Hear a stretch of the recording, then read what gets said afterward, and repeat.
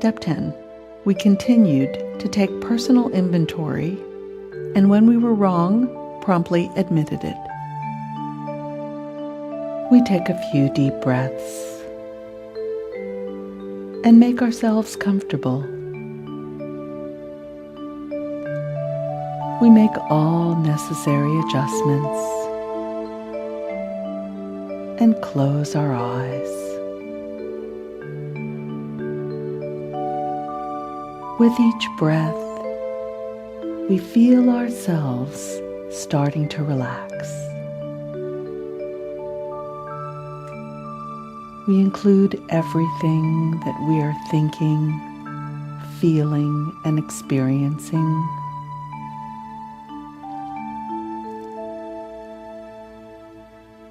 We imagine a warm wave of relaxation starting at the top of our heads and melting down our bodies. Every muscle, every nerve, every cell releasing, relaxing, and letting go.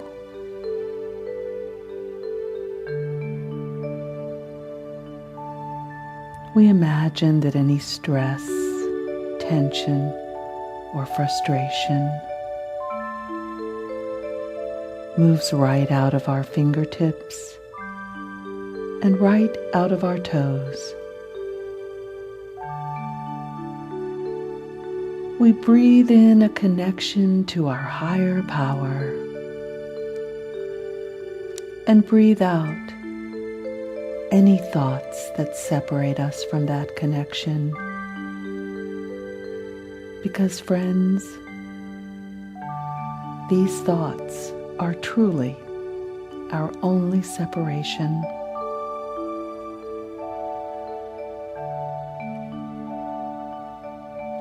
Let's return to our sacred space,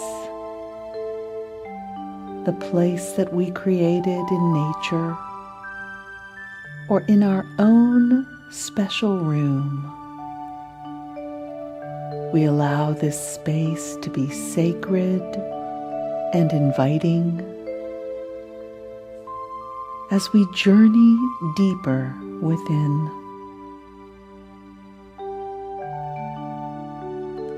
This is a place where our higher power comes through like a satellite dish, transmitting inspiration through a channel outside of our addict's thinking. In this space, we are connected to the energy of that which creates all that is, where all the answers to all of our spiritual questions can be found. We've designed this sanctuary to look and feel exactly as we want it to be. A place where we can come again and again, opening ourselves to the gifts of Step 10 and the God of our understanding.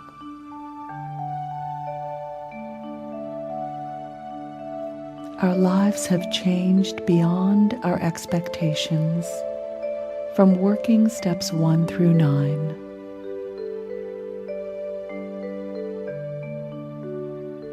We're more honest, humble, less fearful, less selfish and resentful. We have more concern for others, and we know that these changes are not permanent, for we still have the disease of addiction. Our recovery demands vigilance, so we continue to take a personal inventory, and when we are wrong, we promptly admit it. Step 10 is really practicing steps 4 through 9 on a daily basis. We tie our feelings to the actions they generate or fail to.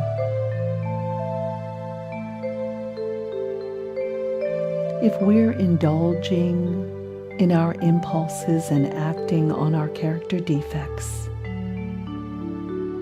we may feel good on the surface until the emptiness comes, because there's no easy way out.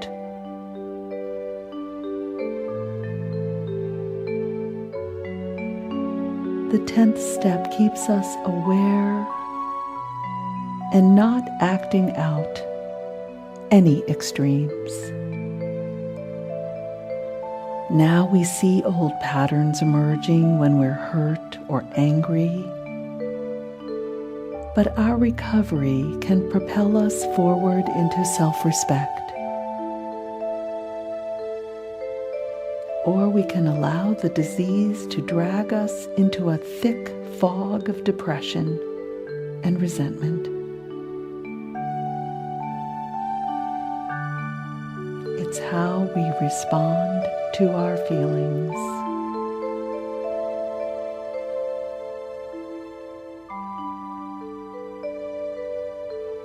As long as we take positive action aimed at improving situations, they may get better. Or we'll know when it's time to leave without regrets. Sometimes finding balance takes years in recovery. From one end, we're rigid and feel we have to confront all unacceptable behavior in a self-righteous, overbearing way. On the other extreme, we've been doormats, hoping to please everyone, but just getting stepped on.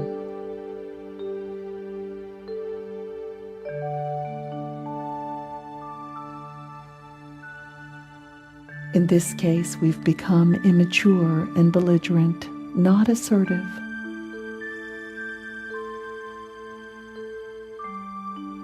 The 10th step grants us freedom to feel our feelings,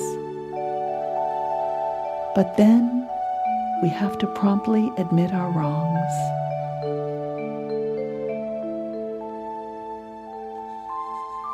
It's hard enough to know when we're wrong, but step 10 keeps us current and allows time for reflection. There are no excuses, and we don't want to let unresolved wrongs pile up.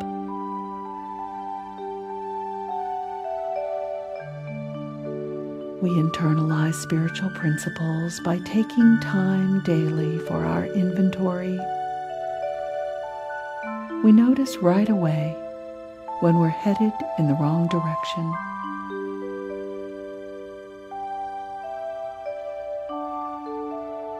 Soon, monitoring our recovery becomes second nature.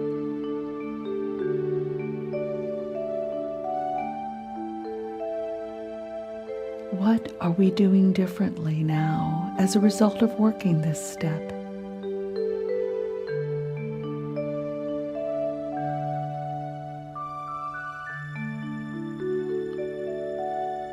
We have self-discipline to do what we need to do, whether we feel like it or not.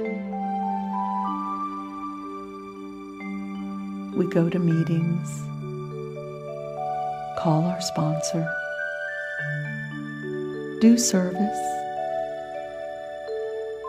We're amazed at the depth and range of our honesty. Our integrity commands us to practice other spiritual principles.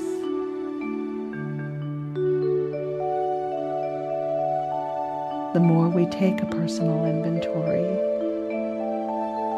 the less we'll need to promptly admit our wrongs.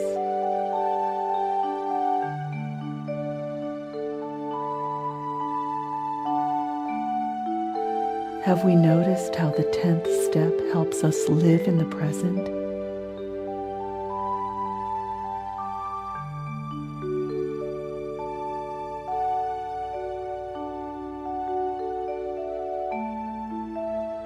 We can now have long-term relationships because we reflect on our behavior rather than what others are doing to us.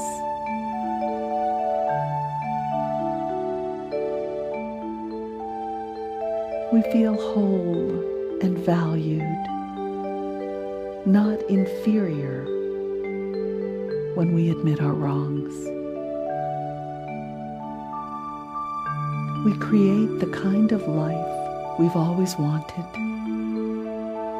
We have meaning and purpose.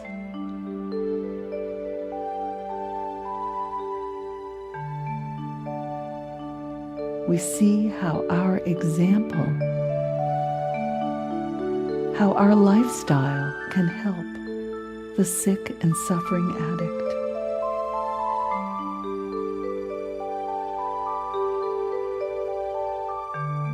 Each day we ask ourselves, how are we making the world a better place to live?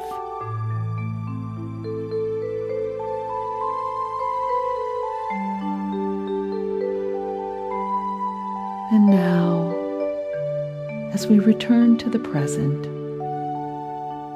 let's take a few moments to complete our journey to this sacred space,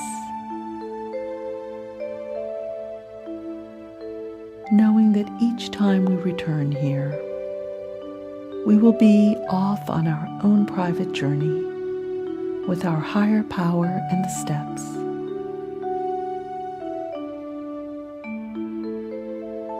If we fall asleep, we trust that our dreams will take us where we need to go,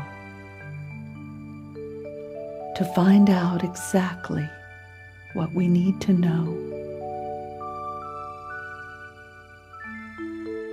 And now, friends, when you're ready, follow the path back to full waking consciousness, moving your fingers and toes, stretching.